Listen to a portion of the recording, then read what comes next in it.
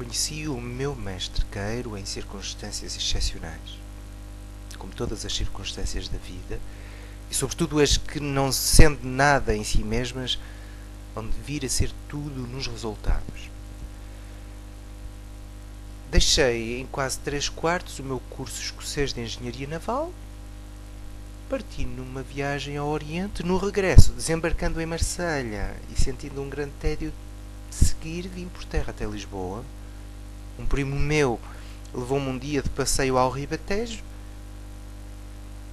Conhecia um primo de Queiro e tinha com ele negócios. Encontrei-me com o que havia de ser meu mestre em casa desse seu primo.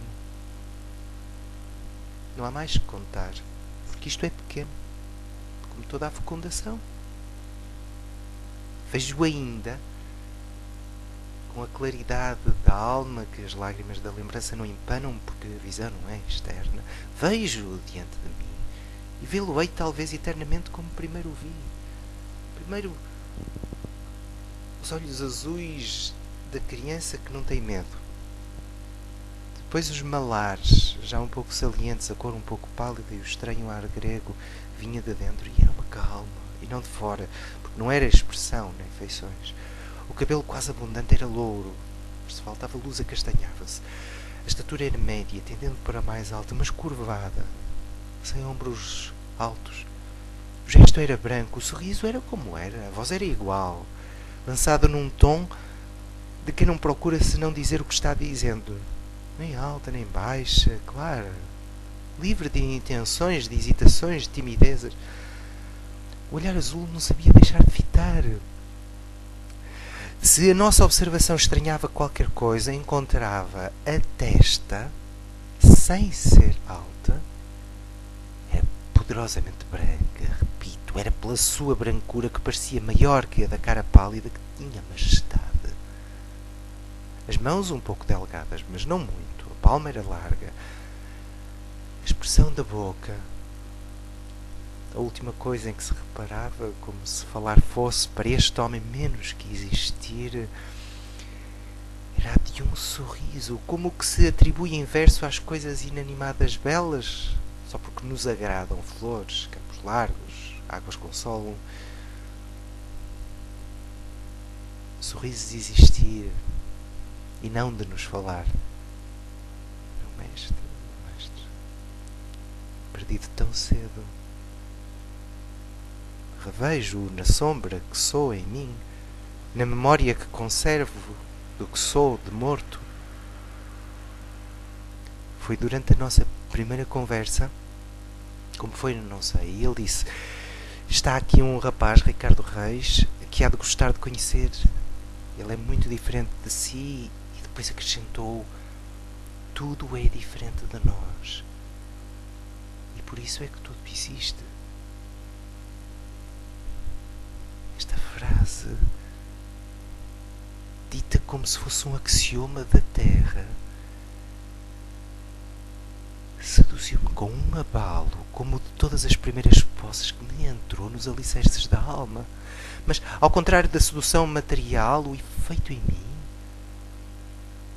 foi de receber de repente, em todas as minhas sensações, uma virgindade que não tinha tido.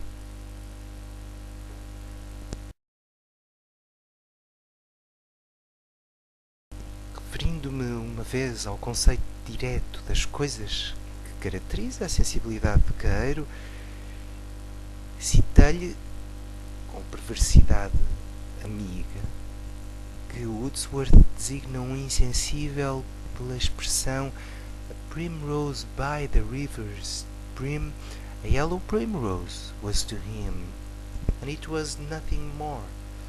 E traduzi, omitindo a tradução exata de primrose, pois não sei nomes de flores nem de plantas.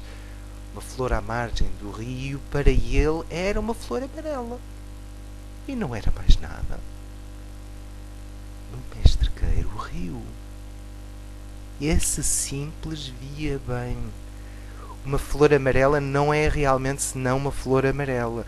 Mas de repente pensou: há uma diferença. Acrescentou: Depende se considera a flor amarela como uma das várias flores amarelas ou como aquela flor amarela só. E depois disse: o que esse seu poeta inglês queria dizer é que para o tal homem essa flor amarela era uma experiência vulgar, ou uma coisa conhecida. Ora, isso é que não está bem. Toda a coisa que vemos devemos vê-la sempre pela primeira vez, porque realmente é a primeira vez que a vemos. E então cada flor amarela é uma nova flor amarela, ainda que seja o que se chama a mesma de ontem. A gente já não é o mesmo, nem a flor é a mesma. O próprio amarelo não pode ser já o mesmo. É pena a gente não ter exatamente os olhos para saber isso. Porque então éramos todos felizes.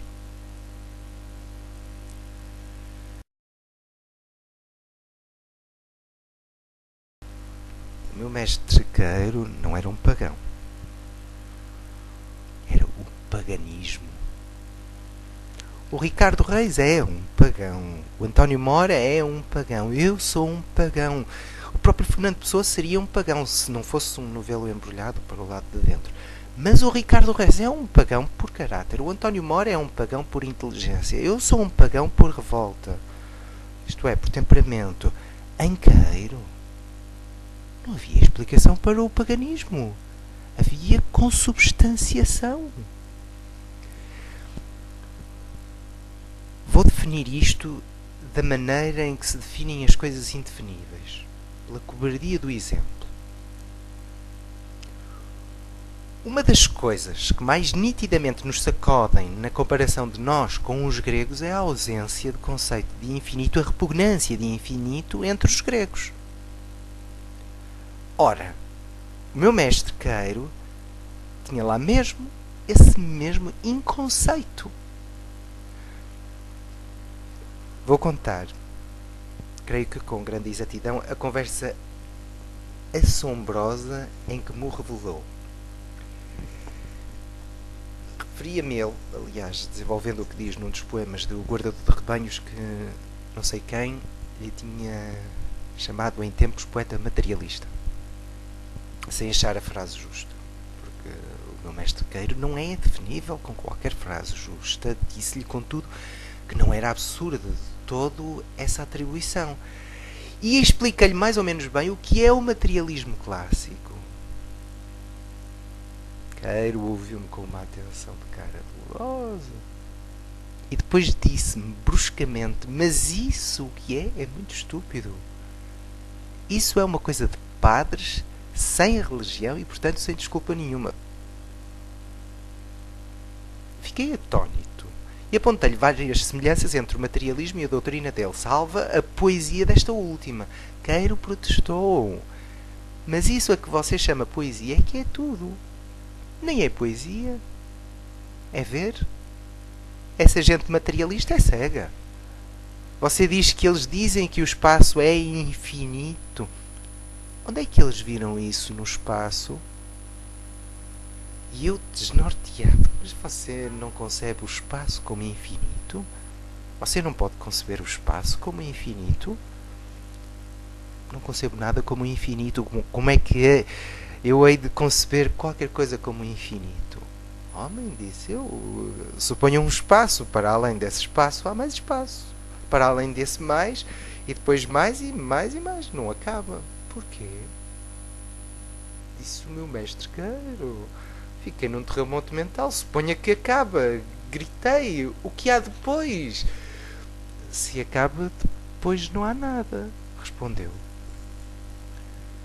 Este género de argumentação, cumulativamente infantil e feminina e, portanto, irrespondível, atou-me o cérebro durante uns momentos. Mas você concebe isso? Deixei cair, por fim. Se concebe o quê? Uma coisa ter limites? Pudera. O que não tem limites não existe. Existir é haver outra coisa qualquer e, portanto, cada coisa ser limitada. O que é que custa conceber que uma coisa é uma coisa e não estar sempre a ser outra coisa que está mais adiante? Nessa altura senti carnalmente que estava discutindo, não com outro homem, mas com outro universo. Fiz uma última tentativa, um desvio que me obriguei a sentir legítimo. Olha, Queiro, Considere os números. Onde é que acabam os números? Tomemos qualquer número, 34, por exemplo. Para além dele temos 35, 36, 37, 38 e assim sem poder parar. Não há número grande que não haja um número maior. Mas isso são só números, protestou o meu mestre Queiro. E depois acrescentou, olhando-me com uma formidável infância. O que é o 34, na realidade?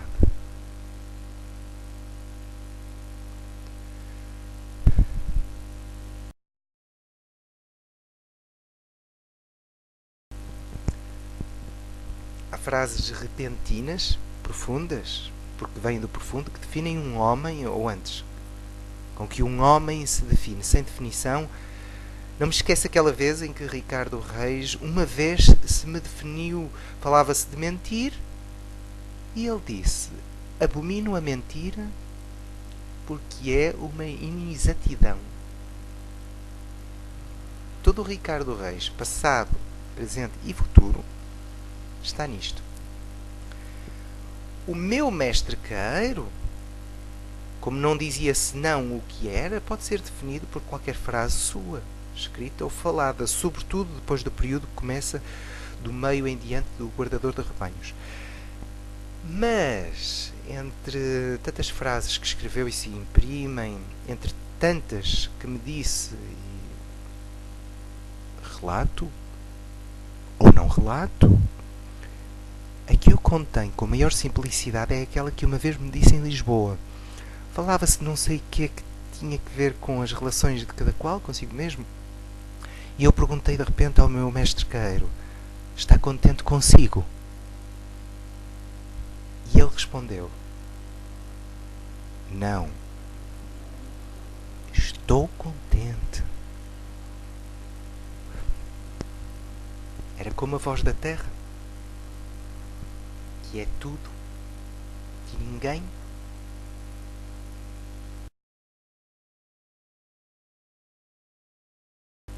Nunca vi triste o meu mestre Queiro.